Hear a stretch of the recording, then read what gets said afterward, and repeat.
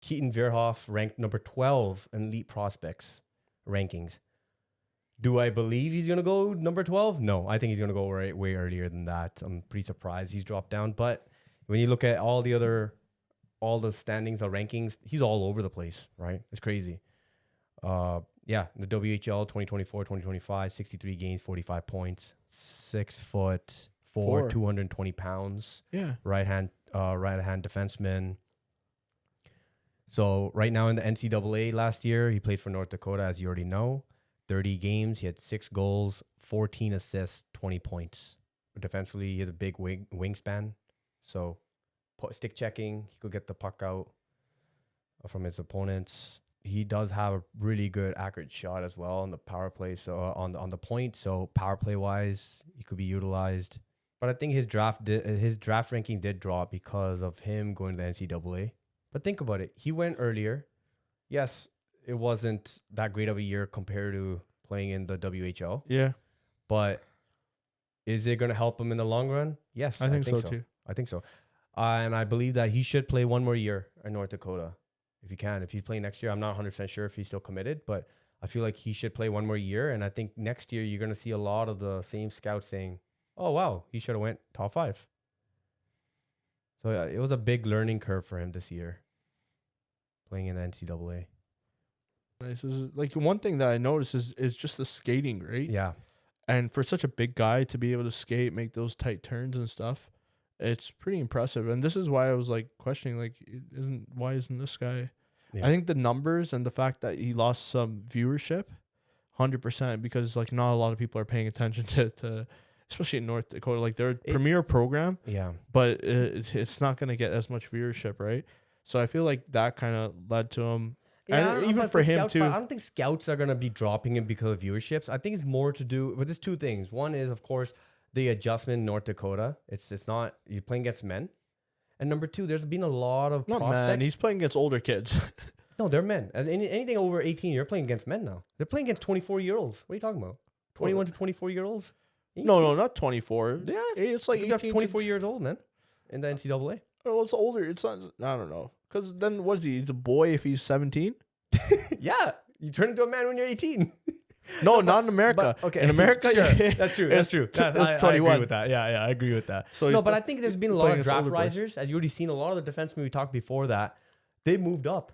And somebody has to go down. And I think it's more to do with that. But skating wise, this is where a lot of the scouts saying he needs work. He's an average skater. He's not as fast as a lot of the other. Oh, I was gonna say he's only 17, right? And they're all almost 17. Every single player that's getting drafted is pretty much 17. but I was gonna say he's 17, but he's playing against I know, but you think about it. You're getting drafted with other 17-year-olds right there. But yeah. He has good skating. It's just that I'm just saying some of the scouts are saying that it's like average skating compared to a lot of the other defensemen are getting drafted. Like in the rankings, in the standings, that's why, that may have dropped down is because of his skating.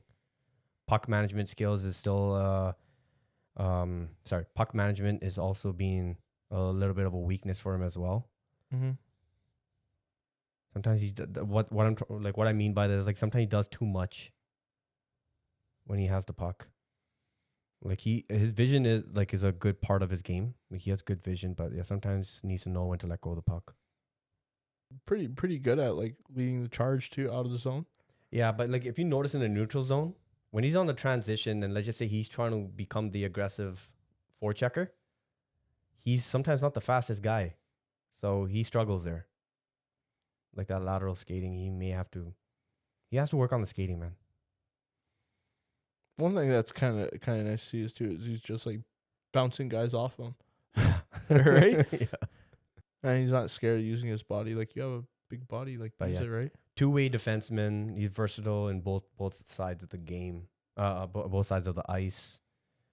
That thing's going for him. But yeah, I think his just dropped, man. It wasn't a really good year. I think people are expecting him to do something unbelievable. I think it's almost the same thing with Gavin McKenna. People are expecting him to drop like 80 points or something. Same thing with even for him, right? I think it's the same situation with McKenna, right?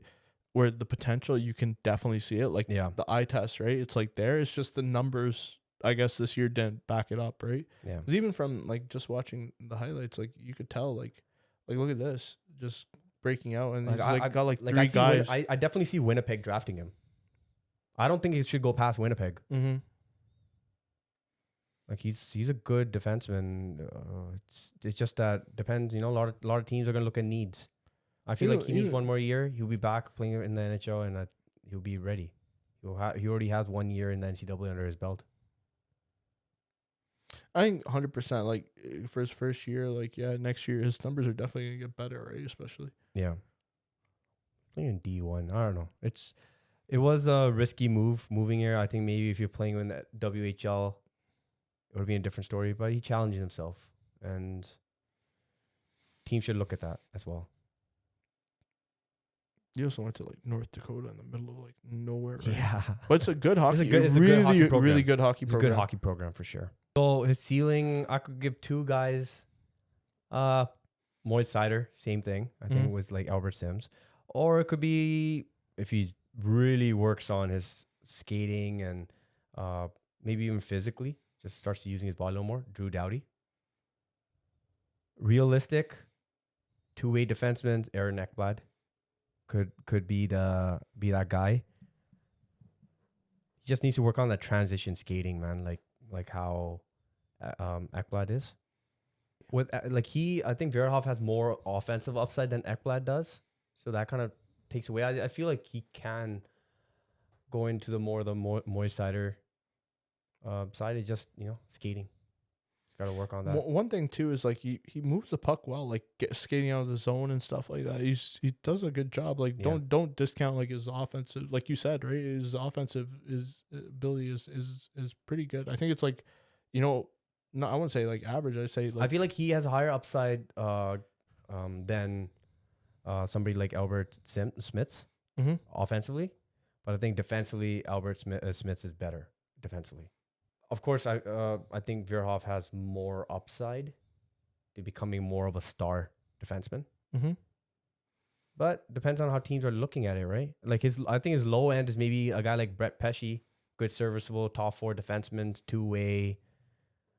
Very good at stick checking, as we already keep noticing right now in his plays. Like he's really good at that. Like a Sanderson, I was gonna say like maybe that might be his low end. Right? Sanderson has good offensive like I don't know, man. I think it's maybe a good one. Maybe like a high ceiling. Yeah. I don't think on the low end. I think low end maybe Brett Pesce. Somebody plays 15, 20 minutes. If Verhoeff, fits that top four role, depending on his skating, man. I do still feel like he needs to work on his skating. Same thing too. One thing is like another positive for him is like he doesn't shy away from contact. Yeah. Right. He in the offensive and defensive. But I think teams that skip on Verhoeff, and then they'll go pick on somebody else because they've had maybe a better CHL season. I think they're gonna regret it. No, 100%. They're gonna regret it, man. That's why I was so shocked. He's gonna show big strides next year. Plays one more year, and I think he's gonna be more NHL ready. And some of the other defensemen that we talked about, some of them are work in progress, man. Just because we're talking about these upside doesn't mean the fact that's what they're going to hit.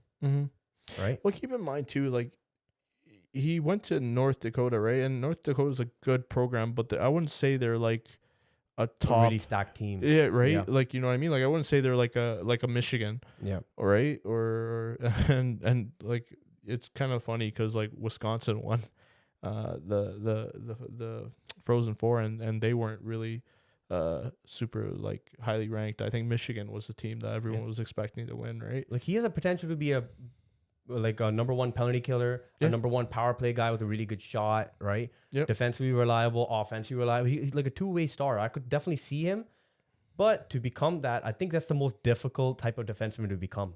Just have such a complete game. To have a complete game. So he just needs to. I just think we were talking about skating. Just to become a really good foundation. He just needs to work on that at the NHL level. Hey, if next year takes big strides, then everybody's going to be looking at him like, oh yeah, Verhoeff was the best defenseman in this entire draft and we screwed up.